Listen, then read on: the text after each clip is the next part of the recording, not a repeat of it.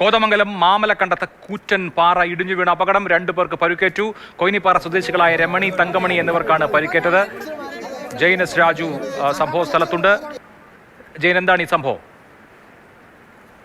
അഭിലാഷ്, ഇന്ന് രാവിലെയാണ് മാമലക്കണ്ടത്ത് കൊയിനാപ്പാറ മലമുകളിൽ ഇത്തരം ഒരു അപകടം ഉണ്ടായത്. വലിയ ശബ്ദത്തോടു കൂടി പാറക്കല്ലുകൾ താഴേക്ക് അടർന്നു വീഴുകയായിരുന്നു. ഈ സമയത്ത് 2 പേരാണ് അവിടെ ഉണ്ടായിരുന്നത്. 2 പേർക്ക് പരിക്കേറ്റിട്ടുണ്ട്. ഇതിൽ ഒരാൾക്കാണ് സാരമായിട്ടുള്ള പരിക്കേറ്റത്. കൊയിനാപ്പാറ സ്വദേശിയായിട്ടുള്ള രമണി എന്ന് പറയുന്ന സ്ത്രീക്കാണ് പരിക്കേറ്റിരിക്കുന്നത്. ഇവർക്കൊപ്പം ഉണ്ടായിരുന്ന തങ്കമണി, അവർക്ക് നിസാര പരിക്കുകൾ മാത്രമേ ഉള്ളൂ.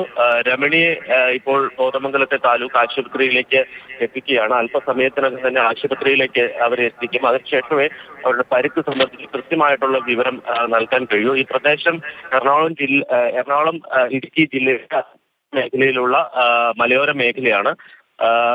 സാധാരണ ഇത്തരം അപകടങ്ങൾ ഉണ്ടാകുന്ന, മണ്ണിടിച്ചിലൊക്കെ ഉണ്ടാകുന്ന ഒരു പ്രദേശമാണ്. ഇന്ന് എന്താണ് ഇത്തരം ഒരു അപകടത്തിലേക്ക് നയിച്ച കാരണങ്ങൾ എന്ന കാര്യത്തിൽ കുറച്ചുകൂടി വ്യക്തത വരേണ്ടതുണ്ട്. മഴയുണ്ടായിരുന്നു എന്ന് പറയുന്നുണ്ട്. അതോടൊപ്പം തന്നെ ഈ ആന നടന്നപ്പോൾ അല്ലെങ്കിൽ ആന ഉരുട്ടിയിട്ടതാണ് എന്നും പറയുന്നുണ്ട്. 2 കാര്യങ്ങളാണ് പറയുന്നത്. ആ കാര്യത്തിൽ കുറച്ചുകൂടി വ്യക്തത വരേണ്ടതുണ്ട്. ആ പ്രദേശത്ത് മൊബൈൽ റേഞ്ച് ഒന്നും ഇല്ലാത്ത ഒരു പ്രദേശമാണ്. അപ്പോൾ എന്താണ് അപകടത്തിന്റെ കാരണം എന്ന കാര്യത്തിൽ കുറച്ചുകൂടി വ്യക്തത വരേണ്ടതുണ്ട്. ഒരു മലമുകളിലാണ് ഈ അപകടം ഉണ്ടായത്.